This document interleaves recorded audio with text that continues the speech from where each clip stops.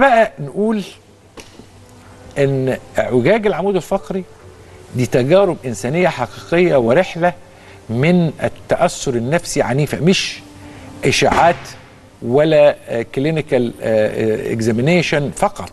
صحيح. يعني شويه الموضوع في طبيعه امراض عندكم في العمود الفقري تحس ان هي ليها بعد نفسي واخر، غير مثلا خشونه العمود الفقري، انزلاق غضروفي بسيط داخل في العمود الفقري اللي هو بيجي في سن مش عارف ازاي. فاحكي لي الموضوع من ناحيه. بص حضرتك، هي دايما بيقولوا ايه؟ الضنا غالي. تخيل حضرتك اسره يعني كل حاجه فيها امورها ماشيه مستقره، وبعد كده فجاه اكتشفوا ان ابنهم او بنتهم بقى عندهم مرض ظهر مره واحده واثر على الديناميكيه بتاعت الاسره كلها. بعد ما كانت الطفله دي هي الحيويه والنشاط، بقت هي دلوقتي في مشكله وكل الاسره منهاره. فيعني مجرد ان هم بيعرفوا ان الموضوع ده حصل، بيبقى في نوع من انواع الاول الدينايل، ازاي ما خدناش بالنا، انكار. وبعد كده بقى نيجي بعد كده للانهيار النفسي. كل الاسره حاسه يعني ان في حاجه اتخطفت منها، فهي ليها عامل نفسي انا بلاحظه جامد قوي.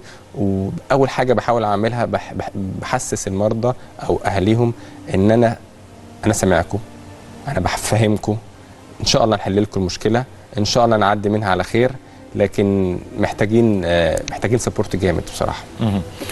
الناس بتجيب لك الاهل بيجيبوا لك الحاله، وبعدين تروح انت قايل لهم التشخيص هو كذا، اعوجاج في العمود الفقري. رد فعل الاهل بيكون عامل ازاي؟ السنين اللي فاتت انت شفت آلاف من ردود الافعال، ايه المتكرر في ردود الافعال؟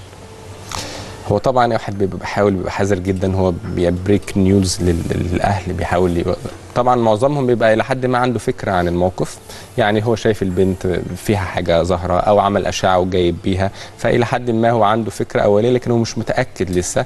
فانا معظم الوقت انا اللي بقول ان احنا عندنا اعوجاج.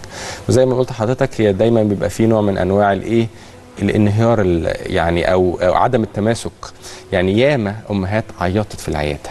طبعا احنا بنوقف بقى خالص في الكلام في الطب خالص، نقعد نتكلم نهديهم ونحاول نتفهم مخاوفهم ونحسسهم ان احنا معاهم، لان ده الجزء الرئيسي من العلاج، مش مجرد ان احنا هنعمل عمليه. وده من الحاجات اللي يعني واحد اتعلمها هو طالب، لكن ما لمسهاش فعلا الا لما اشتغل طب بالذات في كندا، لان هم عندهم الموضوع ده يعني الى حد ما بيعلموه كويس قوي وبيمارسوه كويس قوي. ازاي يبقى في بينك وبين العيان اللي هم بيقولوا عليه رابورت او علاقه يعني واضحه كده، ان انت فاهم هو المريض عنده مشكله ازاي وحاسس بيه وعايز تحلها. وبعد كده طب ازاي ما خدناش بالنا؟ طب حصل امتى الكلام ده؟ فطبعا انا يعني يعني انا لما بيخش عند عيان عنده سكوليوزس ممكن يقعد معايا مثلا نص ساعه في العياده، ساعه الا ربع في العياده، مجرد ان انا بحتوي المشاعر الفياضه اللي عندهم، ان هي الحزن الشديد او الاستياء او نقدر نقول ساعات غضب. وبحاول افهمهم الموضوع. يعني حتى ما انا عامل فيديوهات كتير عن الموضوع، لكن كل الكلام برضه برجع اقوله تاني، لازم اشرح ان دي مشكله لسه ظاهره بقى لها فتره صغيره، ممكن تاثر على اللونج تيرم، لازم نحاول نحل المشكله دلوقتي.